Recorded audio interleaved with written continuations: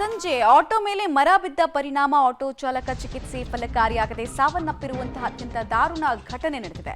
ನಿನ್ನೆ ಸಂಜೆ ಆಟೋ ಮೇಲೆ ಮರ ಬಿದ್ದ ಪ್ರಕರಣಕ್ಕೆ ಸಂಬಂಧಪಟ್ಟಂತಹ ಮಾಹಿತಿ ಇದು. ಚಿಕಿತ್ಸೆ ಫಲಕಾರಿಯಾಗದೆ ಆಟೋ ಚಾಲಕ ಶಿವರುದ್ರಯ್ಯ ಅವರ ಸಾವಾಗಿದೆ. ವಿಕ್ಟೋರಿಯಾದಿಂದ ಕಿಮ್ಸ್ಗೆ ಹೋಗುವಾಗ ಮಾರ್ಗ ಮಧ್ಯೆಯೇ ಅವರ ಸಾವಾಗಿದೆ. ಸದ್ಯ ಕಿಮ್ಸ್ನಲ್ಲಿ ಶಿವರುದ್ರಯ್ಯ ಮರಣೋತ್ತರ ಪರೀಕ್ಷೆಯನ್ನ ನಡೆಸಲಾಗ್ತಾ ಇದೆ.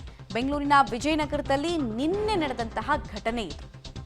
ಮಳೆಗೆ ಆಟೋ ಮೇಲೆ ಬೃಹತ್ ಗಾತ್ರದ ಮರ ಬಿದ್ದ ಪರಿಣಾಮ ಆಟೋ ಜಖಂಗೊಂಡಿತ್ತು. ಈ ವೇಳೆ ಆಟೋದಲ್ಲಿ ಇದ್ದಂತಹ ಶಿವರುದ್ರಯ್ಯ ಅವರು ಗಂಭೀರವಾಗಿ ಗಾಯಗೊಂಡಿದ್ರು. ಅವರನ್ನು ಆಸ್ಪತ್ರೆಗೆ ದಾಖಲಿಸಲಾಯಿತು. ಆದರೆ ಮೊದಲು ದಾಖಲಿಸಿದಂತಹ ಆಸ್ಪತ್ರೆಯಲ್ಲಿ ಚಿಕಿತ್ಸೆ ಸಾಕಾಗ್ತಾ ಇಲ್ಲ, ಹೀಗಾಗಿ ಕಿಮ್ಸ್ಗೆ ತಗೊಂಡು ಹೋಗಿ ಅಂತ ಹೇಳಿದಾಗ ಮಾರ್ಗ ಮಧ್ಯೆಯೇ ಅವರು ಅಸುನೂಗಿದ್ದಾರೆ. ಕುಟುಂಬಸ್ಥರ ಆಕ್ರಂದನ ನೀವು ಗಮನಿಸ್ತಾ ಇದ್ದೀರಾ. ತಮ್ಮದಲ್ಲದ ತಪ್ಪಿಗೆ ಬಹುದೊಡ್ಡ ಶಿಕ್ಷೆಯನ್ನ ಕುಟುಂಬ ಅನುಭವಿಸ್ತಾ ಇದೆ.